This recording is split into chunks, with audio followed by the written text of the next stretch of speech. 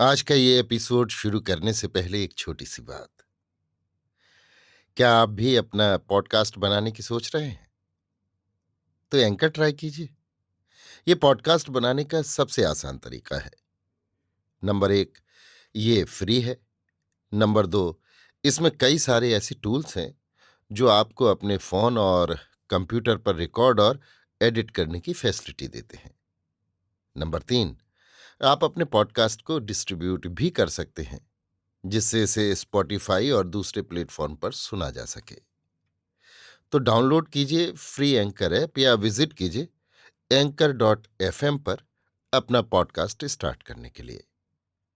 ये तो थी एक छोटी सी जानकारी, और अब शुरू करते हैं एपिसोड का सिलसिला। तो आज के एपिसोड में लीजिए सुनिए आचार्य चतुर्सेन शास्त्री के लिखे उपन्यास वयम रक्षामः का 57वां भाग, प्रतिगमन, मेरी यानी समीर गोस्वामी की आवाज में। विद्युत जीव ने अपनी मां को मार डाला है, रावण ने उत्तेजित स्वर में कहा। नहीं, यह संभव नहीं है, शूर्पणखा ने और भी उत्तेजित होकर उत्तर दिया। उसने उसे मार डाला है। अपनी सगी मां को? नहीं नहीं, ऐसा नहीं हुआ। उसने उसे मार डाला? विद्युत जीव ने? बहन, ये अच्छा नहीं हुआ, बड़ी भयानक बात है। किंतु उसने सुकेतु को भी मार डाला है और उसके सब राक्षसों को भी। किंतु रक्षेंद्र? उसे न देवता क्षमा कर सकते हैं न मैं। तो मैं रक्षेंद्र को दोष न दूंगी, परंतु मैं विद्युत जीव के साथ हूं, ये न भूलना। किंतु मातृवध कितना जघन्य है। पुरुष पर कर्तव्य का भी कुछ भार है, परंतु मैं उसे अब संबंधी स्वीकार नहीं कर सकता। सुकेतु हमारा वीर सेनापति ही न था, परिजन भी था। रावण ने महिषी मंदोदरी की ओर देखा।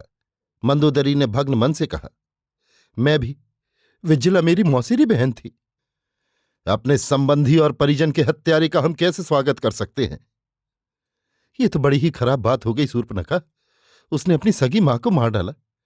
हम उसका मणिमहालय में स्वागत नहीं कर सकते। मां, मैं नहीं चाहती कि वो यहां आए। मुझे ही उसके पास जाना होगा। परंतु तू निश्चय ही अब उसे पति रूप में वर्ण करना न चाहेगी। निस्संदेह वो मेरा पति है। शूर्पणखा, रक्षाधिपति की कुलकन्या राक्षस बाला होकर तू मात्र हंता से विवाह करना चाहती है? मैं उसी से विवाह करूंगी। ओह, ये तो अत्यंत अपमानजनक और त्रासदायक है। मात्र हंता से विवाह करके फिर क्या तू राक्षसों की प्रतिष्ठित जाति में रह सकती है? रक्षेंद्र ने मुझे मेरा भविष्य बता दिया, पर मैं उसी की हूं, उसके सब अच्छे बुरे पाप पुण्य की संगनी। उसके कार्य को रक्षेंद्र ने देखा है। मैं उसकी मनोव्यथा देख रही हूं। इस मनोव्यथा के कष्ट को अकेले ही भोगने देने को मैं उसे अकेला नहीं छोड़ सकती। यदि मैं ऐसा करूं तो मैं अपनी दृष्टि में छोटी हो जाऊं। उस आदमी के प्रेम के लिए तो ये दुस्साहस कर रही है। भाई, तू रक्षेंद्र है, साहसिक योद्धा, और मैं तेरी बहन हूं, साहसिक प्रेमिका। साहसिक प्रेमिका? मंदोदरी ने त्योरियों में बल डालकर कहा। महिषी, गुस्सा करने से क्या होगा? कुछ लोग साहसिक कर्तव्यनिष्ठ होते हैं। वे परिणाम की चिंता नहीं करते, ना वे लाभ हानि का विचार करते हैं। वे केवल वही करते हैं जो ठीक है। तो तू क्या समझती है, ये मातृवध ठीक है? संभव है, परंतु मैं तो विद्युत जीव के प्रति अपने कर्तव्य ही की बात सोचती हूं। मंदोदरी ने कहा, तू उसे बुलाकर कारण पूछ। वो नहीं आएगा। मेरी आज्ञा से भी नहीं? रावण ने क्रोध से कहा। और मैं भी तेरी आज्ञा से यहां रुकूंगी नहीं, उसके पास जाऊंगी। शूर्पणखा ने शांत मुद्रा से कहा, तुझे प्रजंघ से ब्याह करना होगा। कदापि नहीं। मुझे दुख है, मेरे कारण रक्षेंद्र को दुख हुआ। महिषी को भी अब चिंतित होने की आवश्यकता नहीं है। अब मैं चली। कहां? अपने प्रियतम के पास। तो मुझे उससे युद्ध करना होगा। रक्षेंद्र, उसके पास भी शस्त्र है। तो तू रक्षेंद्र को चुनौती देती है?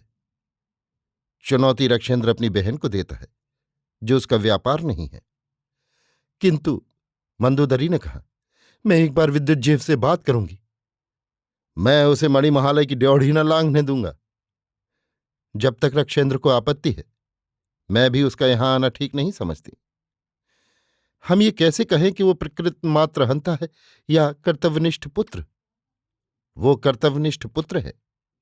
क्या माता का? नहीं, पिता का। परंतु हम राक्षसों में, दैत्यों में और दानवों में मात्र सत्ता ही वरिष्ठ है, पितृ सत्ता नहीं। तो इसी से एक पत्नी अपने पति का वध कर सकती है, उसकी सब संपत्ति को उसके जीते जी लेकर दूसरे पुरुष के साथ रह सकती है। ये दोषपूर्ण है, तो उसे कर्तव्यनिष्ठ पुत्र ही कहा जाएगा। संभव है उसने कर्तव्यवश जो कुछ किया उससे वो दुखी भी हो। बहन, प्रेम के आवेश में मनुष्य बहुत सी बातें नहीं देख सकता, परंतु स्त्री को पति के अविश्वसनीय होने पर क्या दंड दिया ही न जाए? ये तो उसके व्यक्तित्व और चरित्र पर निर्भर है।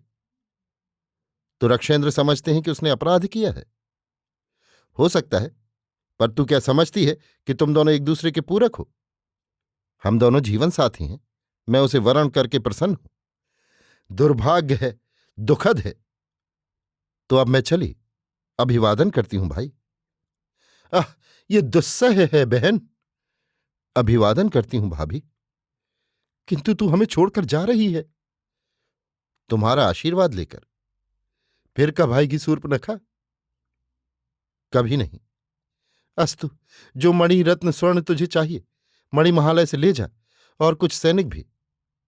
नहीं ले जा सकती। क्यों?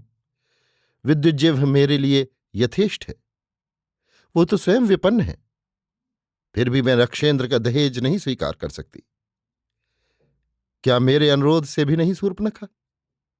नहीं, जब तक रक्षेंद्र मेरे पति को अपना बहनोई स्वीकार कर मणिमहालय में उसका स्वागत न करें। ये तो कभी नहीं होने का।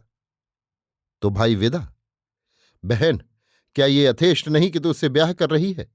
मुझे भी उससे स्नेह करना होगा, और आदर भी। तुम जब तक उसे बहनोई और निरपराध कर्तव्यनिष्ठ पुत्र नहीं समझते, हमारी राह जुदी है, तुम्हारी जुदी। ओ शूर्पणखा, मुझे उससे युद्ध करना ही पड़ेगा। ये मेरी कुल प्रतिष्ठा का प्रश्न है। तो भाई, हम सब कालिकेय लोग अश्मपुरी में तेरा स्वागत करेंगे। अभी आप सुन रहे थे आचार्य चतुर्सेन शास्त्री के लिखे उपन्यास वयम रक्षामः का 57वां भाग प्रतिगमन, मेरी यानी समीर गोस्वामी की आवाज में।